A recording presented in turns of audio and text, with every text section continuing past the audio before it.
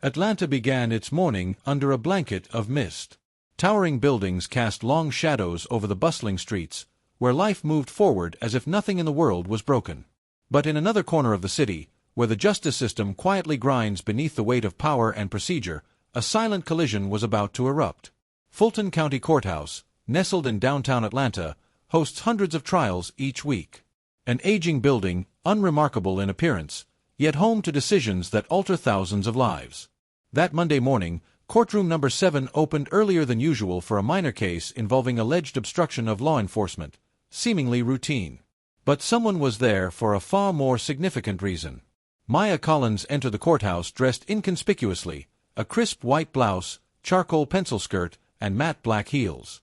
Her curly hair was neatly tied back, no makeup, no entourage, just calm eyes that held a quiet intensity. She passed through security without fanfare. No badge. No escort. No attention drawn.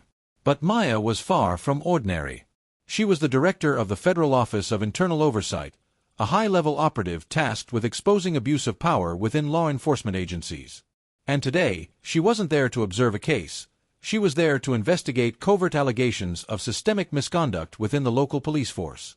She took a seat in the front row, close to the witness stand. The courtroom was still sparsely occupied. A few clerks shuffled documents. An older judge murmured into his phone. Maya opened a small leather-bound notebook and jotted down a few notes. Nobody knew who she was, and that was exactly the point. Then he entered. Lieutenant Brent Holloway. 6'3", broad-shouldered, military buzz cut, face hard as stone. His eyes swept across the room like a searchlight. When they landed on Maya, a black woman in business attire sitting in a section he deemed off-limits, his brow furrowed instantly, and he stalked toward her like a shadow forged from arrogance. "You," he snapped, voice sharp as glass. "This seat isn't for the public. Move."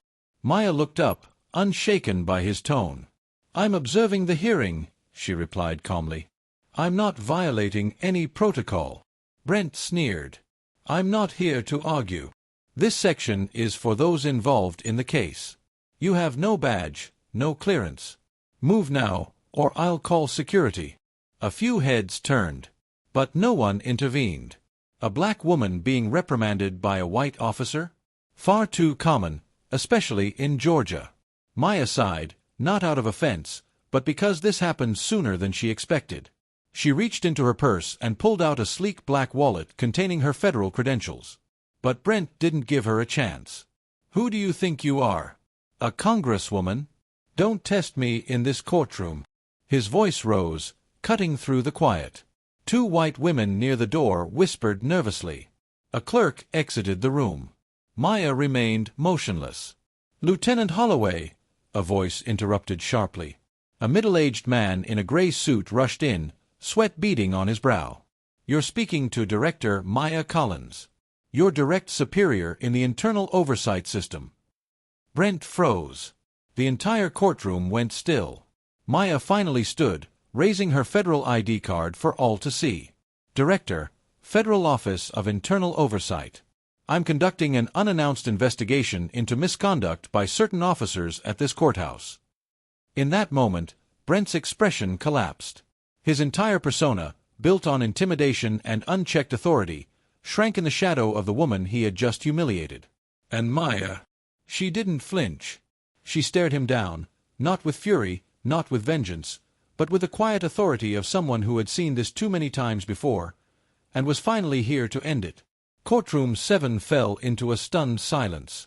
Maya stood firm, holding her federal badge to her chest, her eyes never leaving Lieutenant Brent Holloway, the man who, moments earlier, barked orders at her like she was a nobody. Brent blinked rapidly, as though trying to process the voice that had just shattered his confidence. "Director Maya Collins, your direct superior in internal oversight." He swallowed hard. His fists clenched slightly, but not out of anger. This was fear. Pure, unmistakable fear. The woman he had dismissed as an unauthorized intruder was now a towering authority figure in his world, the one who could end his career with a single report. Maya quietly tucked her ID back into her wallet, her voice smooth but blade-sharp. "You didn't know who I was. But now I know exactly who you are. No one moved. Not a breath was wasted. The judge leaned forward slightly on the bench, eyes wide with disbelief. Brent struggled to regain composure. I'm sorry. I didn't mean. Yes, you did. Maya interrupted. Her gaze was steady, unblinking. You didn't need to know who I was to treat me with basic respect. And that tells me everything I need to know. A black woman in the public gallery softly clapped her hands. Just once. A solitary sound. But it cracked the silence like thunder. Within seconds, scattered applause followed, not loud, not theatrical, but the raw expression of people who had seen too much and finally witnessed a reckoning. Maya turned to the judge. Your Honor, as the acting federal official on internal oversight, I am formally requesting the immediate suspension of Lieutenant Holloway pending a full investigation. I will be reviewing all misconduct complaints tied to his name over the past 5 years. The judge fumbled for words, his face visibly flushed. Of course, Director. We'll fully cooperate. Brent stood frozen. In his mind, alarms rang out. The foundation of his authority, built on years of unchecked dominance, was cracking under the weight of one moment of arrogance, and the one black woman he should never have underestimated. Maya didn't give him another glance. She walked out of the courtroom, heels clicking sharply against the hardwood floor, leaving behind a room full of shock, silence, and shame. But the real earthquake was just beginning. Maya didn't return to her office after the courtroom incident. She wasn't there to make a statement and leave. She was there to dig. The Fulton Police Department headquarters stood just 3 blocks from the courthouse, a hulking gray block of concrete that loomed over the city center like a windowless fortress. Maya entered through a side door that led to the internal records floor, a dim archive where nothing was public, but everything mattered. A white woman in her 30s, thin, nervous, and clearly unaccustomed to confrontation, was sorting folders when Maya stepped inside. At the sight of the federal badge, her voice trembled. Who are you? Maya didn't smile. She wasn't cold, either. She was precise. Director of the Federal Office of Internal Oversight. I need every complaint, report, video file, and internal note tied to Lieutenant Brent Holloway from the past 5 years. No. The woman hesitated, hand inching toward her office phone. But Maya repeated, You don't need authorization. This is a federal order. Within 10 minutes, a stack of boxes was laid before Maya. Each yellowing file was a story left untold. Each missing page, a silenced truth. She began to read. Case 1. A 56-year-old black man claimed Brent struck him on the head after he requested to speak with a lawyer. Internal conclusion. No substantial evidence. Case 2. A teenage Latino boy pulled from his car at a red light, labeled suspicious behavior. Camera footage marked corrupted system error. Case 3. A single mother arrested outside her child's school, later filed a complaint for excessive force. Never reached court. Reason. Resolved through internal mediation. The deeper Maya dug, the darker it became. Every case had one name in common, Brent Holloway. The same pattern, the same victims, people of color, the poor, the unheard. Maya opened her encrypted phone line and contacted her federal office. Deploy a forensic data team to the Fulton HQ. I want raw surveillance footage, unedited, full archive, of every incident linked to Brent Holloway, including those marked inaccessible. Moments later, she pulled up the federal database on her laptop. Comparing local records with national backups, she found the smoking gun. A video file labeled Not Useful to Investigation by Fulton System showed Brent shoving a disabled man to the ground after yelling at him for standing too close. Alone in the dim room, Maya removed her glasses and closed her eyes for a moment. This wasn't just about a rogue officer. It was a system that had learned how to protect itself by lying. Night fell over Atlanta with a hazy yellow glow. While most government employees had already gone home, Maya Collins remained in the Fulton Police Department basement, surrounded by stacks of open case files like the wreckage of a bureaucratic storm. She was no longer investigating a lone offender. She was mapping a pattern, an entire structure of recurring misconduct, and the further she followed the trail, the clearer it became. Brent Holloway wasn't the disease. He was the symptom. One 2022 internal report recommended Brent be reassigned to desk duty for unnecessarily aggressive tendencies. The reassignment was blocked by a vague lack of confirmed evidence memo, signed by Deputy Chief George Remley, now second in command of the Fulton PD. Another case, a young mother suffered a fractured wrist during an arrest. Footage reportedly existed, but the tape vanished after being transferred to tech for evaluation. That tech department was under Sergeant Elkins, a name that appeared multiple times in incidents involving missing or altered evidence. Maya began making a list. Brent wasn't alone. He had protectors, people scrubbing the dirt behind him, men hiding behind badges and silence. At 9 p.m., Maya knocked on a door upstairs where a light still glowed. A young police tech, barely in his 20s, with guilty eyes, opened the door. "You're the department's video technician, right?" "Yes." "I'm Marcus. What is this about?" Maya gently placed a USB on his desk. "This is the unedited version from the federal database. And this," she opened a printed file, "is what your department submitted to court." Marcus glanced between the two, then went pale. I was just following orders. They told me to cut sections that didn't align with legal procedure." "You realize that's a federal crime?" Maya said. Not loudly. She didn't need to raise her voice to make the air colder. Marcus trembled. Then, after a long silence, he spoke. "It was Sergeant Elkins. He told me what to cut. Every time. Every file tied to Holloway went through him first." A link in the chain had broken.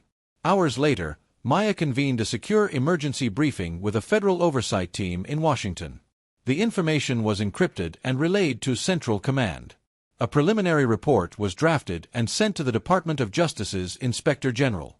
The title of the report read, "Systemic Evidence Suppression Network within Fulton Police Department." It named at least 6 mid-level officers and 2 senior commanders. At 3 a.m., Maya finally left the building. The city slept beneath a false calm. But inside her, a storm had already begun. This was no longer about an arrogant officer. It was about excavating a decaying system, where silence was rewarded, justice was erased, and every punch thrown at a black body could be wiped clean with a single stamped phrase. No misconduct found. But Maya had seen it, and she would not look away. Wednesday morning.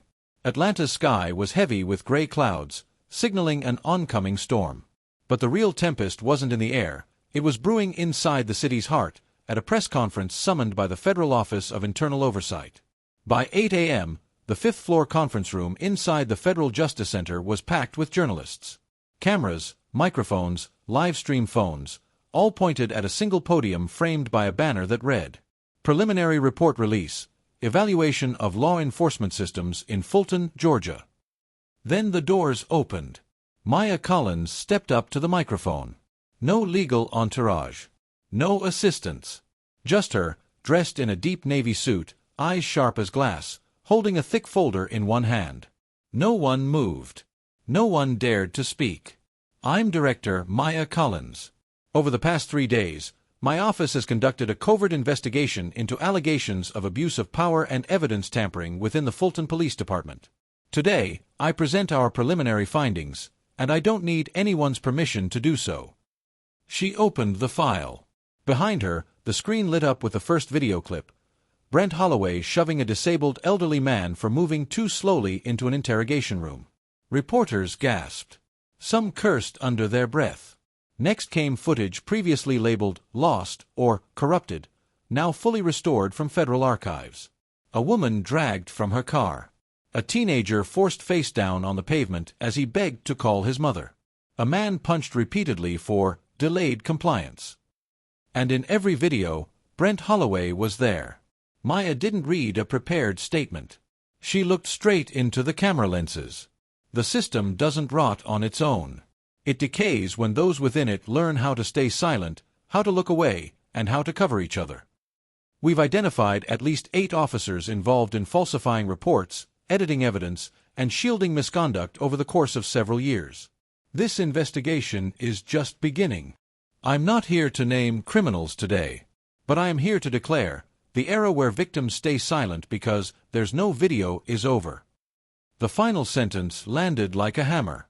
The room remained dead quiet, except for the clicking of cameras and the unblinking eyes fixed on Maya as though they were witnessing a historic reckoning. Meanwhile, at the Fulton Police Headquarters, Brent Holloway sat frozen in a temporary office, watching the live broadcast on a wall-mounted screen. His face turned pale as he saw himself on the national news. One clip after another. And then a voiceover. Lieutenant Holloway is at the center of a federal investigation involving 8 officers. Deputy Chief George Remley slammed the remote onto the table. She's not just blowing up a case. She's blowing up the entire structure. And she knows exactly where to strike. That night, on national television, a primetime news bulletin aired with the headline, "Federal Director Exposes Misconduct Network Inside Georgia Police Force." Maya Collins became the #1 trending topic on social media within 4 hours. A short clip of her speech garnered over 8 million views overnight. Silence is no longer an option. And justice is no longer a fantasy. Thursday morning. The federal building in Atlanta was under tighter security than usual. The main entrance was sealed. Only an auxiliary doorway remained open for those summoned to the Federal Disciplinary Committee's emergency session. Brent Holloway, clad in a wrinkled gray suit and a loose tie, sat silently in the waiting room. His face, once proud and defiant, was drained of color. Sweat beaded on his forehead despite the cool air conditioning. Beside him, an aging defense attorney sat in heavy silence. "Do they have the footage?" Brent whispered. "They do," the lawyer replied, still staring forward.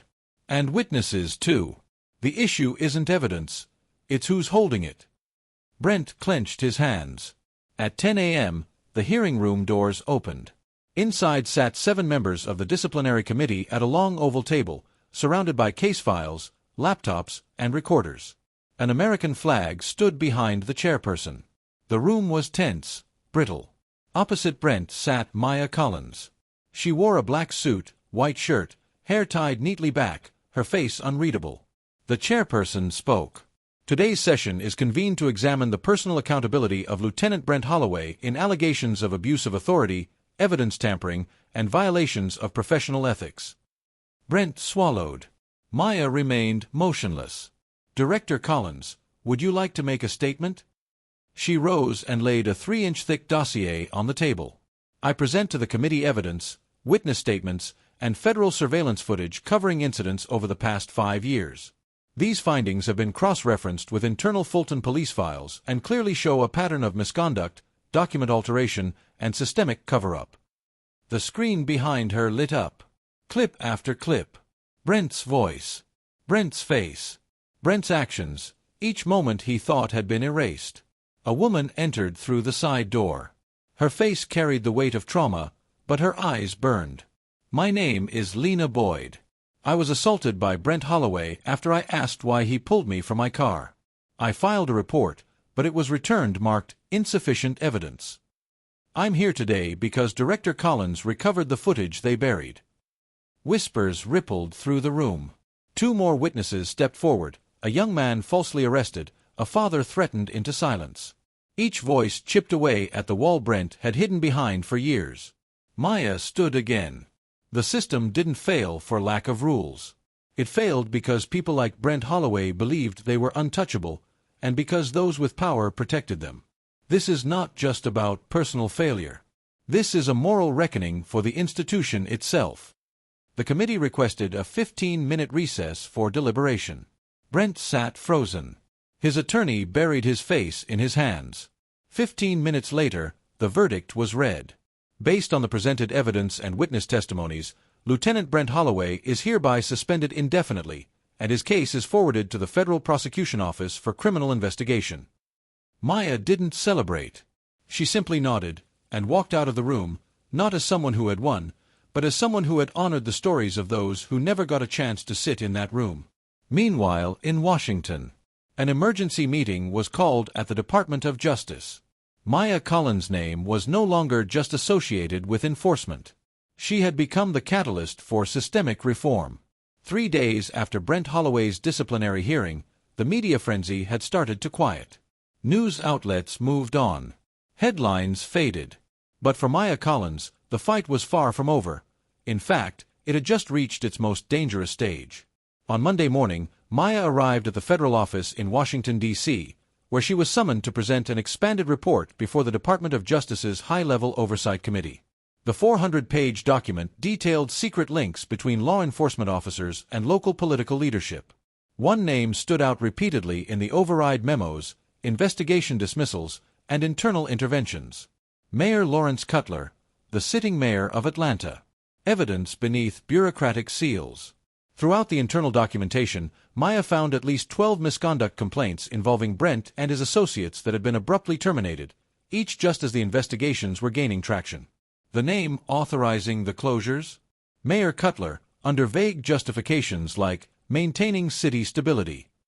In addition, federal tech teams decrypted internal emails that revealed an encrypted chain of messages between Cutler and Deputy Chief George Remley, including a chilling line. Holloway's rough, but as long as he keeps the colored folks in line, it's manageable. The emails weren't signed with full names, but the IP logs traced the messages directly back to the mayor's office. The unofficial meeting. That afternoon, as Maya exited the DOJ building, a gray-suited man stood waiting near her car. She recognized him instantly. Mayor Lawrence Cutler, 62 years old, a face familiar from countless local press conferences, but now clouded in tension. "Ms. Collins," he greeted. "Mayor," she replied, not slowing her pace. Cutler walked beside her, voice low and controlled. "We're both realists. If you go public with what you have, you'll burn the entire structure, not just the guilty." Maya stopped, her gaze cutting into him. "Is that a threat or a negotiation?" "I'm trying to preserve what you can't understand, social balance." "Balance built on fear and blood isn't balance, Mr. Cutler. It's rot." She walked away, leaving him standing alone in the parking lot, his face draining of color and growing cold. That night, a decision is made. Back in her D.C. apartment, Maya opened her laptop and drafted an emergency dossier. Request for federal prosecution, Mayor Lawrence Cutler, abuse of authority and obstruction of justice. She attached every piece of evidence, the email threads, override orders, third-party witness statements. At 1:27 a.m., she clicked send. Then she sat in silence. The next morning, political tremors. News broke fast. Atlanta mayor under federal investigation for shielding police misconduct.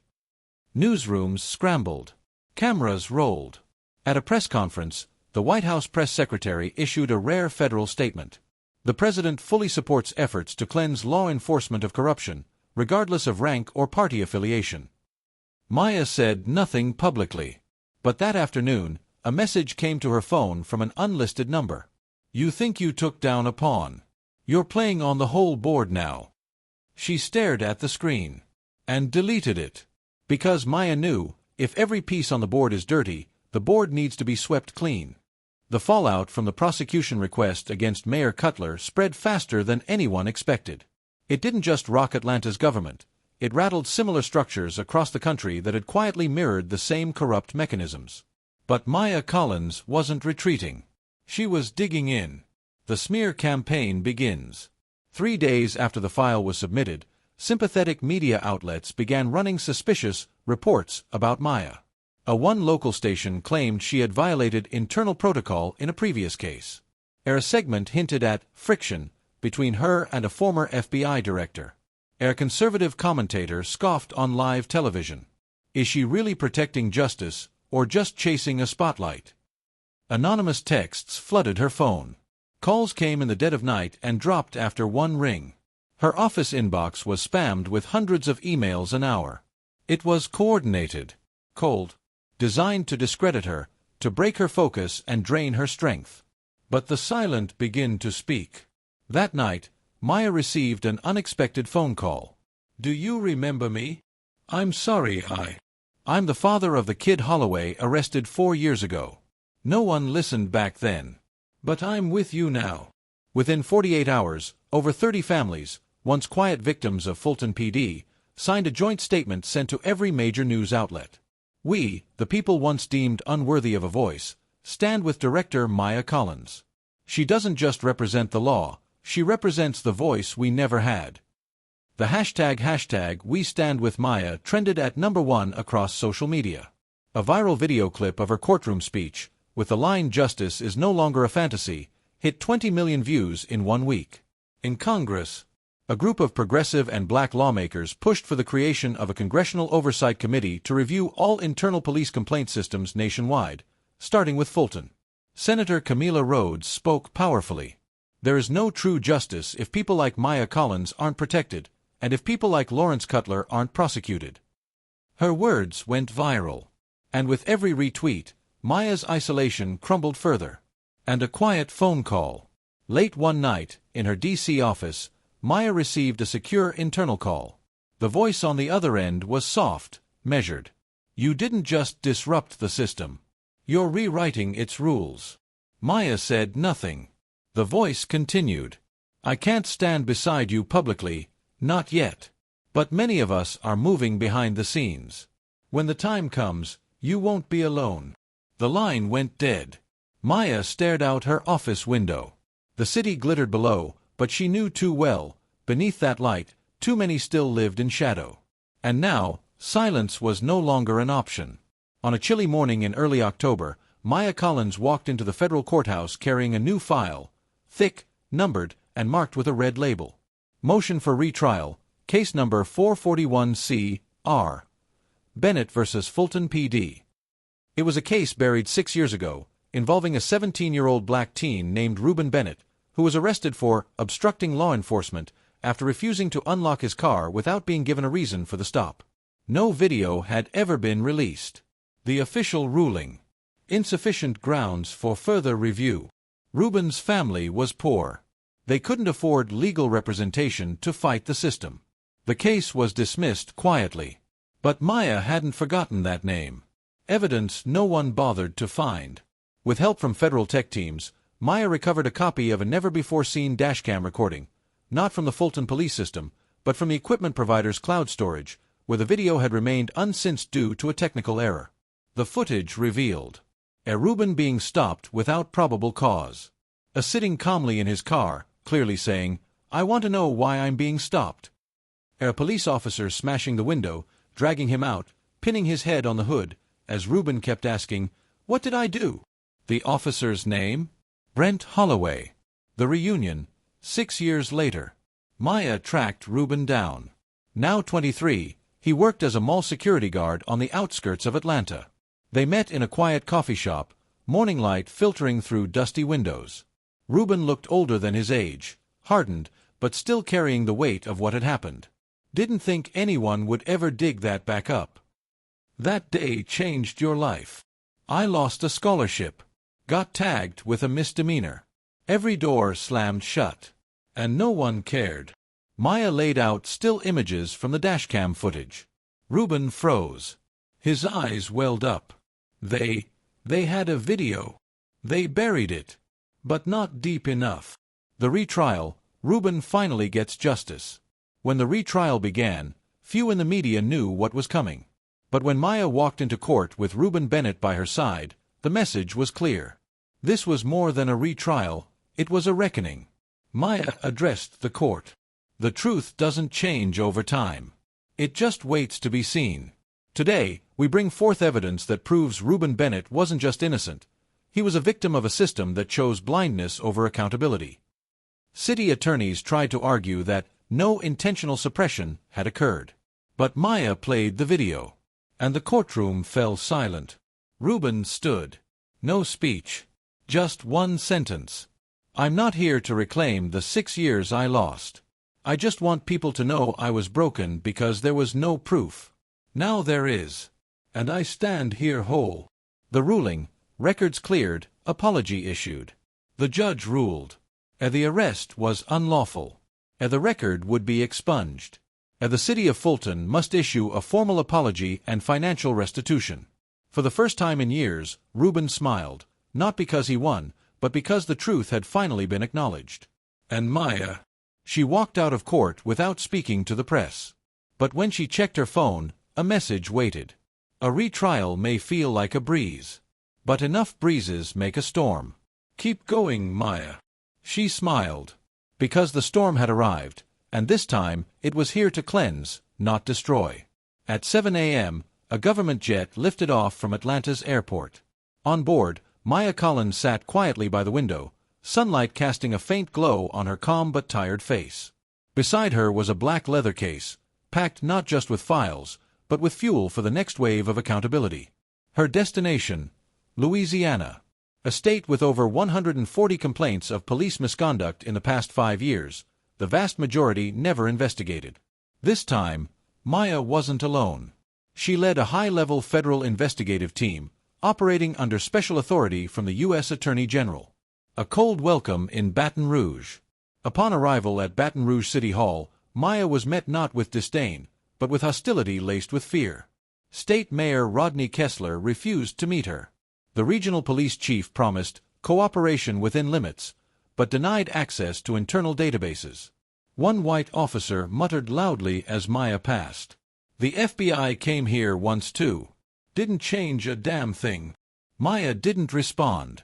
She knew one truth well. The more resistance you face, the closer you are to the heart of rot. The missing Jones file, uncovered. Among dozens of dismissed complaints, Maya found one simple name. Sarah Jones, assaulted, wrongfully arrested. The city database showed nothing. No report. No footage. No memory of her. But Maya found a matching hospital invoice, same date, same city, listing injuries. Fractured jaw, spinal bruising, and left eye trauma. She requested hospital surveillance footage, and there it was. Sarah Jones, bloodied, handcuffed, wheeled into the ER. The officer escorting her? Lieutenant Darrell Shepard, now head of the city's rapid response team. A confrontation in the dark. Maya summoned Lieutenant Shepard for questioning. He refused, citing lack of legal grounds. That night, she received a quiet warning from a retired officer. "You're poking a crown from the Jim Crow era. This place doesn't want truth. It wants quiet." Maya wrote a single line in her notebook. "Fear is their weapon. It's also my compass." The next morning, exposing the powerful. At 7 a.m., Maya held a press conference outdoors. Behind her, a temporary screen played footage of Sarah Jones entering the ER, battered and shackled. Next to it, internal city records showing no trace of the arrest. Maya said, "When a city forgets the victim but protects the perpetrator, that's not an accident. That's intention." The Louisiana press exploded. Online platforms lit up. A new hashtag spread like wildfire. Hashtag Justice for Sarah Jones. Washington reacts. That evening, the Department of Justice issued an emergency statement. Any city or state obstructing federal investigation will be subject to criminal charges for obstruction of justice. Mayor Kessler was temporarily stripped of executive authority, and Lieutenant Shepard was placed under special federal review. Maya Collins, from watchdog to icon. As Maya exited her hotel that night, an elderly black woman stopped her on the sidewalk and gently grabbed her hand. "I used to think nobody in government even knew we existed. But today, I saw otherwise." Maya nodded, silent. She understood. The storm had arrived. And this time, it had come to purify, not to destroy. Not long after the mayor of Baton Rouge was suspended, Maya Collins received a curious message. An urgent summons from an internal committee at the Department of Justice. No media notice, no named initiator, no explanation except 2 words. Mandatory attendance.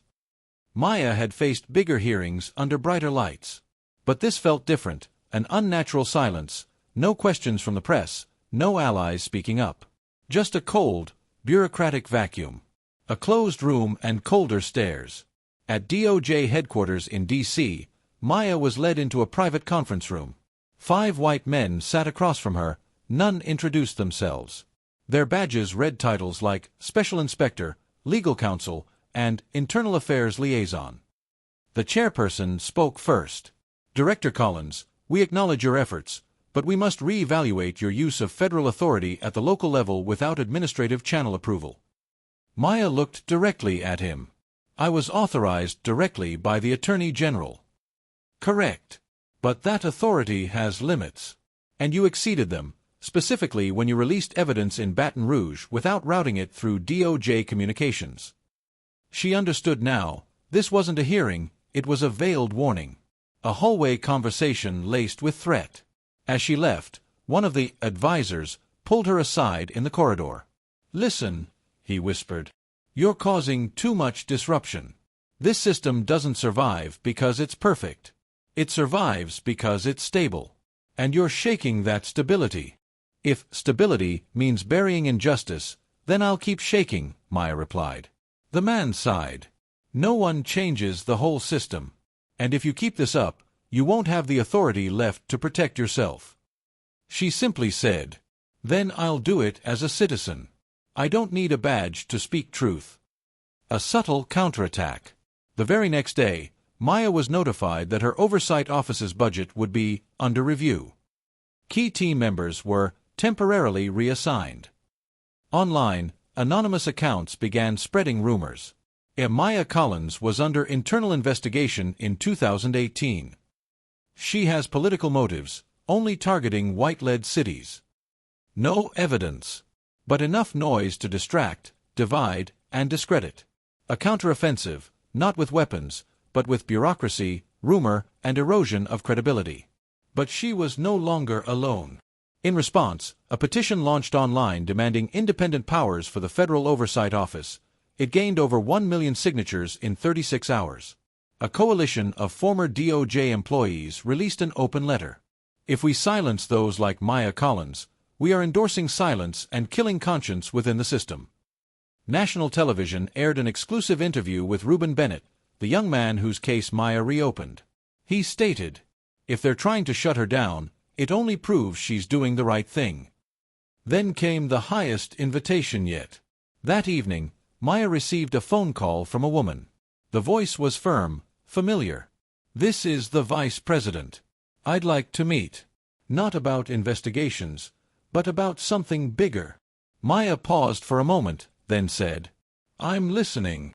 In that instant, she knew, this was no longer a courtroom battle. This was a national campaign. The Eisenhower Executive Office Building, home to the Vice President's staff, wasn't flashy. But every inch of its structure whispered power, permanence, and the potential to reshape a nation. Vice President Simone Albright, the first black woman to hold the role, greeted Maya Collins with a firm handshake. "I followed you from Fulton to Baton Rouge," she said. "And I didn't invite you to say thank you, I invited you to ask, are you ready to go bigger?" A map of America's silent failures. Behind the Vice President was a large screen showing a map of the United States, dotted with red. Each dot represented a city or county where internal police complaints were suppressed, altered, or buried in the past decade. The total, over 2,600 locations. "The current oversight systems only scratch the surface," Albright explained. "We want to build something new, the National Justice Oversight Coalition, and we want you to lead it." Maya was stunned. A completely new agency. Independent. Authorized to access data across state lines. Not beholden to the White House or the DOJ, but accountable directly to the public. Maya was quiet. "How many will try to stop this?" "Everyone who profits from silence," the Vice President replied. "But this time, you won't be alone." Not anymore. A historic conference. 3 weeks later, Washington, D.C., hosted a national summit. Justice won't be silent. A national dialogue on transparency and law enforcement accountability. Maya was the keynote speaker. In the audience were over 800 attendees, attorneys, senators, police chiefs, activists, and victims of wrongful prosecution. Maya took the stage. The spotlight beamed onto her face. She scanned the crowd before speaking. "I have no speech today. Just one question. If this system truly serves justice, why must we fight so hard to make it tell the truth?" The room held its breath. "Today I stand here not as a whistleblower, but as a builder. And I invite you, those who've been ignored, denied, and broken, to help rebuild this foundation. Not on power, but on truth." Applause broke out, not thunderous, but strong, steady. Like a heartbeat announcing the beginning of a new era. The final door. That evening, Maya returned to her hotel room and opened her email. One new message. No subject. Anonymous sender. You may rebuild the system.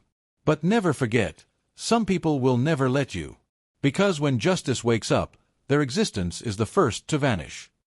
Maya closed the screen. She wasn't afraid. Because for the first time in her life, she didn't just have the truth in her hands, she had a nation ready to listen. Since accepting her role as head of the National Justice Oversight Coalition, Maya Collins knew her battles were no longer with rogue officers, but with an invisible system spanning politics, corporate donors, media, and anonymous actors. But what stunned her most was this: some of her loudest supporters were now working quietly to stop her. The Chicago Shift. At a public summit in Chicago, where Maya shared the stage with Senator Grace Halden, the event began with applause. But when Maya spoke about pushing for public access to local police budget data, the room shifted. Faces stiffened. Donors left mid-speech. Afterward, a young aide whispered to her, "You touched the one thing they all protect, the money." The attacks begin. Within 72 hours of the event, Maya received calls from international, untraceable numbers. An anonymous email accused her of taking shady foreign funding, completely false. A doctored video circulated online, editing her speech to make it appear anti-police. The hashtag Maya Exposed trended, but a digital audit revealed that over 80% of the accounts were bots or anonymous new profiles. The enemy with the friendly face. In New York, a civil rights lawyer discreetly handed Maya a dossier showing organizational links behind the smear campaign. At the center, a non-profit with a harmless name. But on its board, Senator Grace Halden, the same senator who had praised Maya at public events. She plays both sides, the lawyer explained, cheering for reform while protecting those who fund the old system. Maya's quiet strike. Instead of addressing it on national TV, Maya met privately with 3 key senators. She presented a confidential report exposing how millions in police budgets were funneled to private contractors through legal loopholes. "I don't need headlines," she said. "I need Congress to know where the rot is." 1 week later, a closed-door Senate hearing was held. Maya wasn't there. But her evidence led to 5 non-profit funds being frozen and over $23 million withheld pending federal investigation. A new kind of threat. After the hearing, Maya received a package, no return address, just a USB stick. She played the audio. A low, calm male voice. "Keep going if you must. But every step will cost you. Truth doesn't scare the powerful, it provokes them. And not all of them fight in daylight." The recording ended with a flick of a lighter and a deep drag from a cigarette. A war not yet over. Back at her office, Maya stared at a map of the U.S. The red dots marking injustice hadn't disappeared, but they had become clearer. She realized, truth doesn't collapse systems overnight, it exposes their shape. It forces shadows to take form. And once they reveal themselves, she would be ready. On a crisp March morning, Maya stepped out of a private meeting with the president. In her hand was a draft of new legislation, not imposed on her, but built by her and hundreds of others across years of struggle. Its name: the Federal Judicial Accountability and Public Trust Act. Not for victory, but for transition.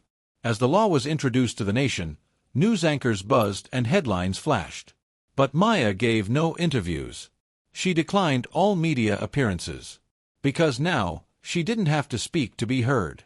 Her voice had become something else: policy, procedure, public records. The law now echoed what she once had to scream. Brent Holloway, a name fading in silence. And what of Officer Brent Holloway, the man who once belittled her in court? He was investigated, demoted, and quietly dismissed. His name never made it back into headlines. Because in a country beginning to shift, men who built power on mockery had nowhere left to stand. A lesson she didn't need to explain. At a high school Q&A in Georgia, a student asked, "What do you think your greatest strength is?" Maya smiled. "It's not shouting louder. It's standing firm when all you have is the truth." No applause needed. Because now, the system didn't stand above her, it was accountable to people like her.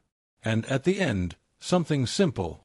One evening, in a quiet room near the Potomac River, Maya wrote in her journal, not about investigations or laws, but about the dream she always carried. A nation where black women don't have to prove they deserve to exist. She closed the journal and looked out the window. And in the golden hush of sunset, she smiled. Not because she had won, but because people were finally starting to understand why she had to fight.